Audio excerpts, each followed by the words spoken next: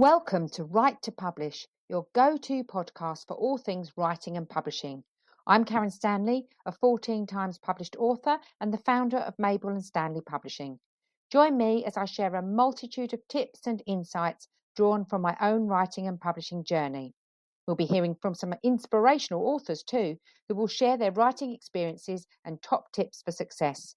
Each week, we'll learn about an aspect of writing, from composition to genre and from publishing to marketing. Listen in as we learn and chat about all things writing and publishing, and let's get you on the right path. Hello and welcome to another episode of Write to Publish with me, Karen Stanley. Very, very excited this month because I'm doing a whole feature on some of my lovely authors, some who've published with Mabel and Stanley Publishing, some who've published differently. But we're talking to all these lovely new authors about their writing process, their writing journey, and they're going to be offering their tips, tricks, pearls of wisdom, and the things that they wish they'd known when they started as we go. And I'm joined today by the lovely Paula Russell. Hello, Paula. Hello. Here she is. And she's going to talk to us today about her books, about her writing process. And actually, Paula's done things a tiny bit differently to how I normally work with writers. So this will be an exciting chat. So welcome to Write to Publish, Paula. So tell us a little bit about your book. Well, actually, it's books, though, isn't it? Yes. Didn't start out that way, but yes, it's a series now. Book 2 is out. So yes, book 1 is One More Try. Book 2 is Let Me Go. And yeah, it's a romantic sliding doors type fiction, basically. Lovely. What Lovely. Ifs? Yeah, what ifs? And it's really, it's kind of lots of different scenarios. So we've got the kind of the same situation, but different scenarios of different actions, consequences. It's that kind of thing, isn't it? Yep, absolutely. Yeah. Yep. Perfect. So perhaps you tell the listeners how this all came about. What was because your journey started slightly differently to the norm, I think, really. How did your journey start as a writer? Yeah, it was really just a bit of inspiration from a song, One More Try. That's why I named the book that. And I had this story in my mind when I was running. I would be, visualising it. And I'd put off actually writing anything down, put it off.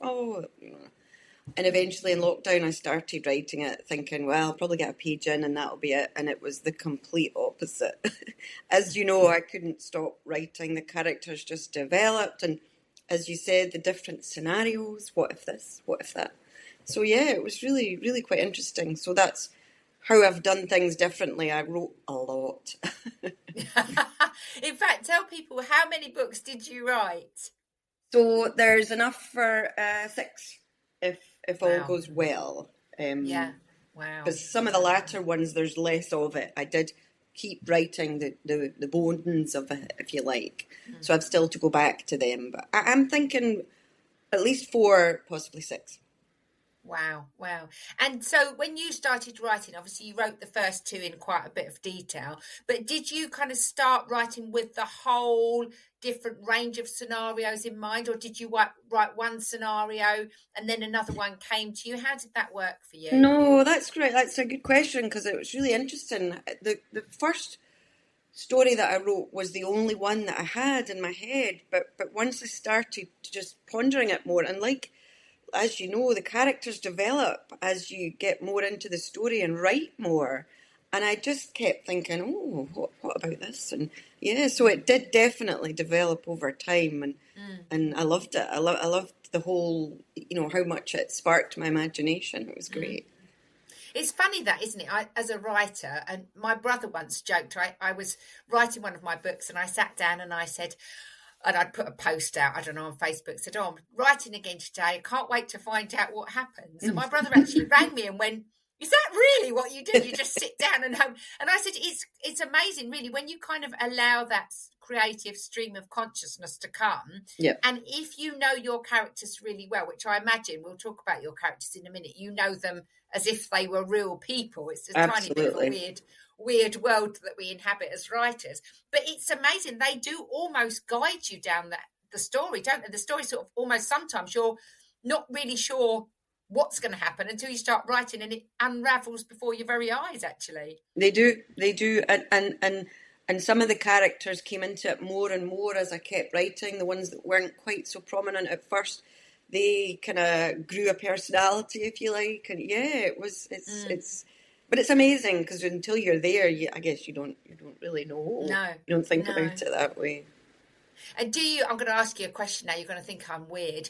Do you feel like your characters are real? Because if I'm writing a book, I go to bed dreaming about my characters, dreaming about conversations I might have with them. They become real people in my head. Is that the same for you? Oh my goodness, yeah. And if so one of my beta readers said something about one of them, and I was like, I'm really offended by that.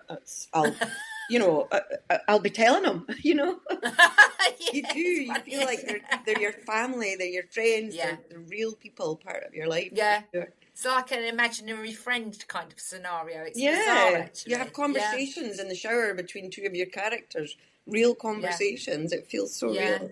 I love that. And so you started really writing in lockdown. Is that because you had a bit more time on your hands? Because I know for a lot of people when they start writing, time is a real issue, isn't it? So I suppose really that was a great time to start writing, although it was a terrible time for the world. Was that one of the main reasons why you were able to write so much, do you think? Honestly, I don't know if I would have started it if it hadn't been for lockdown.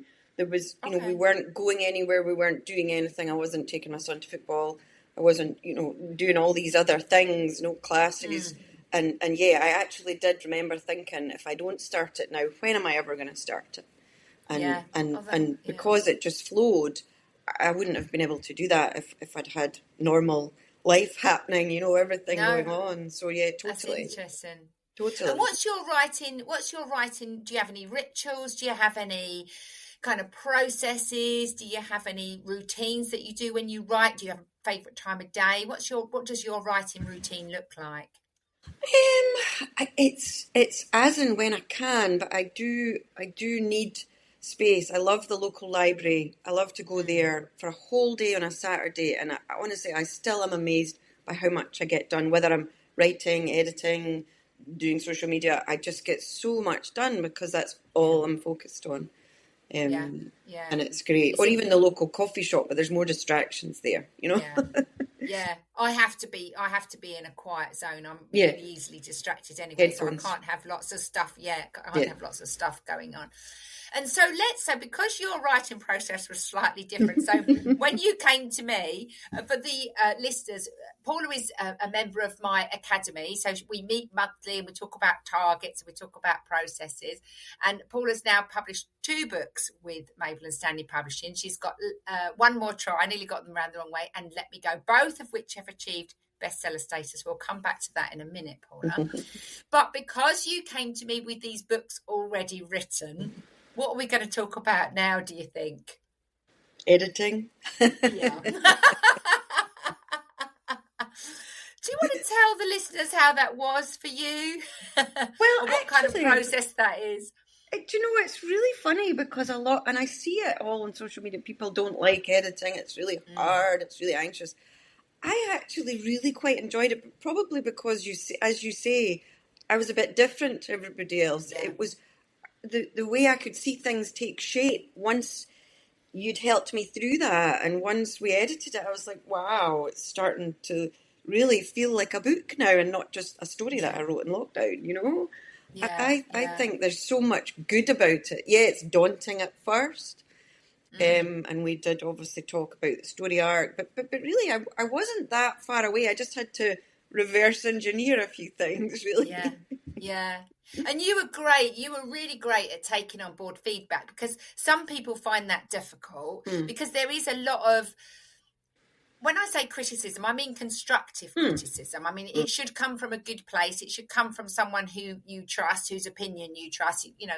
You're not going to please all of the people all the time. Yeah. But you do have to take a lot on board when you edit, don't you? You have to take a lot of suggestion, a lot of feedback. Sometimes that feedback is positive, sometimes not necessarily negative, but there's, lots of work to be done. And you were really great at that. You did embrace that process, didn't you? Even though you must admit probably the first time you were a bit like, oh my goodness, I didn't expect there to be horrified. As much. I think I had to go and lie down. Did you, in a dark room? Yes. Brilliant. But once I went back through it, I was like, oh yeah, fair enough. Oh yeah. You really do. You've just got to take it on the chin and not and not think it's personal. And actually the end product is so much better for it. So much better for it. Yeah. And it doesn't, and it's not necessarily that person is, better at that than you. Sometimes you just need an objective opinion, because I think when you write, you get so involved in that story. You do need to, my books are probably edited I might have an edit, then I'll have a proofread, then I'll have another, they're done 2 or 3 times, and I edit for a living. So it's not that I can't edit, but it's really difficult to edit your own work, I think. Yeah. It needs someone else to look at it, to see that doesn't flow, or, I'm not quite sure what's happening there, or you need a bit more emotion there. Some of the things that you came back were absolutely spot on. And as you say, it makes you a better writer for it, because next time you'll think about that more. Hopefully it gets... Yeah. I'm not sure it ever gets easier, but... Well, I don't know. I think you just, because you're always perfecting it, you're expecting more of yourself each time. And do you feel like you have evolved as a writer personally? Oh, yes, absolutely. Yeah. I'm definitely more, and I know initially I just thought you had to put all the information. It was more of a brain dump, as I say. I just wrote, and I put as much information as possible that was in my head. And going back over it, as you know, it was like, you don't really need all of that.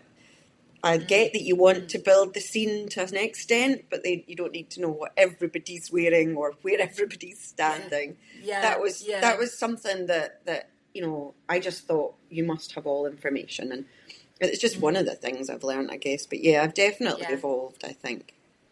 I hope. Yeah, I think that was probably the biggest part of your process, was that kind of eagerness to tell the reader everything, and having to learn that actually less is more. And what that does, it just really slows the pace of the story down, doesn't it? If you've got so much going on that by the time the reader gets to the action, they've got information overload. And sometimes it's what you take out is as important as what you put in, isn't it? When it comes to that.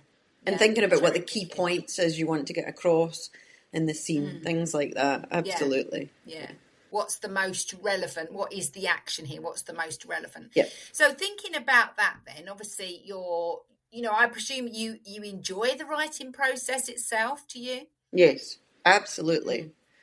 Yeah. And I think it's the whole creating something to put out there and share, and even hearing one person say, "Oh, I really enjoyed the book. I read it in like 2 days." Yeah. Some people are offended by that, but I'm like, I love that. For me, that's the biggest compliment. Well, that's the biggest compliment. Yeah. I've heard people say, "Oh, you should savour it." No, just read it in 2 days. That means you couldn't put it down. I love that. That's not the type of person I am. I'm like, me neither. Get in there and if I get a really good book, I literally can't put it down, and I love, and that's a real compliment. If someone's they've read your book to the end is a compliment in itself, and the fact that they invested their time and energy into it. So what would you say, obviously we've talked a bit about the editing. What would you say was the most, were there any parts of the process that you found particularly challenging apart from that? Or was it mainly the editing? I think I would put the editing down as one of the bits I loved because of what I could see happening. The things that I found the most challenging, I would say, was the fear. The whole, oh my God, am I really going to do this? Am I going to put this out for people to read and love or hate? That for me, once I got over the initial opening the edits and lying down, I think the biggest challenge is, and I don't think that'll ever go away, is this as good as the last one? Just the whole, we've all got that little bit of anxiety in there, haven't we? But I think part of the challenge is just getting past that and thinking, well, I like it, and I'm doing it.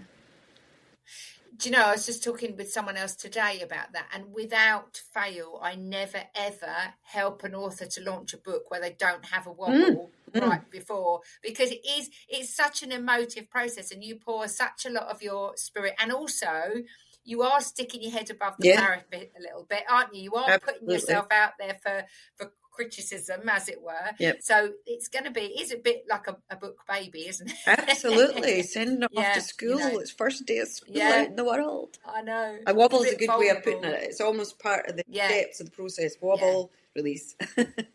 Yeah, yeah.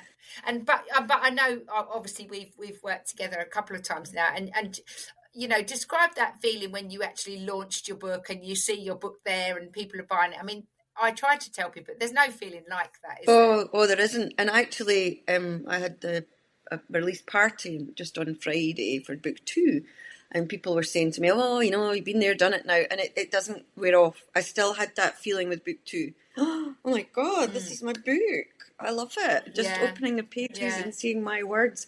I hope that never wears off, that novelty. That it doesn't. No, this is mine. I don't think so. I wrote this. I know. Yeah, it is amazing. That's good. And because it takes such a lot of effort, doesn't it? It takes such a lot of effort to write a book. So it's not a 5-minute job. So when you pour as much of your heart and soul into something, when it's released, it's going to be a nice feeling. So what are your future plans? I mean, so you've touched on that a little bit, but what are your future plans for your writing career? What would you like to see happen? Yeah, so obviously I've got quite a few books in this series. I want to see where they go. I'm going to take a little bit of time off and then start looking at book 3 and just remind myself where I was with it. And I want to keep going with the series. I love the characters. I've got a few other ideas in the back of my mind, but this is definitely my main focus. To get book 3 out, hopefully next year. Lovely. That's a great plan. And you said, you do have some beta readers, don't you? You do use beta readers for your book. So for anyone listening, it's nice to have someone who, and it's important with beta readers that they do enjoy your genre, because for me, I wouldn't necessarily beta read science fiction. I can appreciate the writing maybe slightly differently for me because that's my job, but it's not a genre that I would automatically choose. Absolutely. So if you're going to choose someone to just, a trusted friend or someone to have a read through, I have a beta reader for my women's fiction, and she happens to love the kind of chick lit style that I write. So she will always read it for me and just give me that overview. It's really helpful for that second opinion. It is.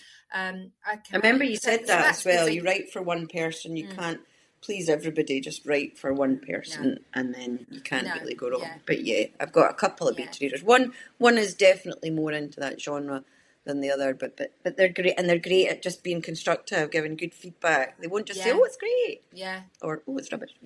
Yeah, and you don't want people to tell you it's great if they think there are improvements to be made, because that's what you're out for doing. So, if you could give anyone a tip, or some tips for starting out, thinking about writing a book, what would your sort of tips be, knowing what you know now? Oh, that's a good one. I would say go for it. Don't put it off. Just go for it. And I think I read a quote somewhere, probably social media, to say, you can't edit a blank page. You've got to start to be able to go back to it, to see, and just, put it, do what I did in a sense, to put it all down, and then you can whittle out what you don't need, but just start. Don't put it off. Be creative, and you'll be amazed at what happens, really. Yeah, it is a wonderful feeling. It is. And just briefly as well, I mean, again, I've spoken about this with another author recently, about the promotion. I mean, that can be as hard as that's been a learning curve for you. I hope you won't mind me saying that. Oh, no, definitely. You've had a bit of learning to do with that, haven't you? With how to, amount of people who publish and then say, well, no one's bought it. It's like, well, have you told anyone? Yeah. I did get some help initially. You've worked hard, haven't you? I did get help initially. I put that in the first book. But now I've taken a lot more of that on myself. And it's another thing that I quite enjoy. It's another thing that you can be creative, and some of the social media outlets, you can just be yourself and talk on camera, and people interact, people engage, people are curious, they want to know. So it's another part that, daunting at first, but I've really quite enjoyed it. Yeah, and people buy from people, and actually people are curious about you and what you've done and how you've got there, and they like to see just normal, for want of a better word, you know, real people just being authentic, and it's nice they can say, well, she looks just like me, or her life looks just like mine, and if she can do it, I can do it. So absolutely. that's quite affirming, isn't it? Yeah. So, well, we wait with bated breath for book 3. Absolutely, then, quite excited. So it is exciting. It's lovely, isn't it? So for anyone listening, Paula's the first 2 books in her One More Try series are out. The first is One More Try, and for people watching on camera, they can see that now.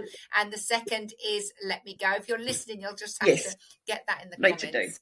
And if you do have any questions about today's interview, please do email Karen at mabelandstanleypublishing.com. I'm always happy to help.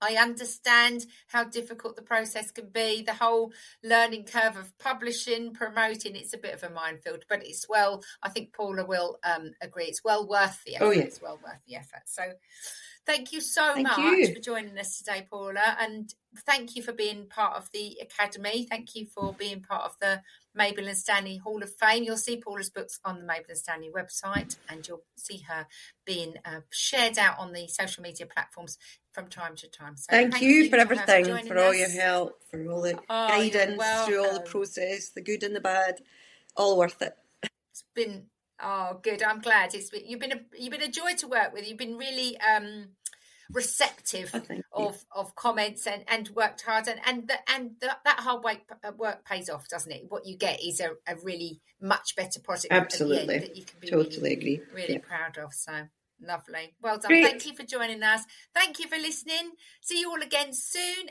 and let's get you on the right path. Thank you.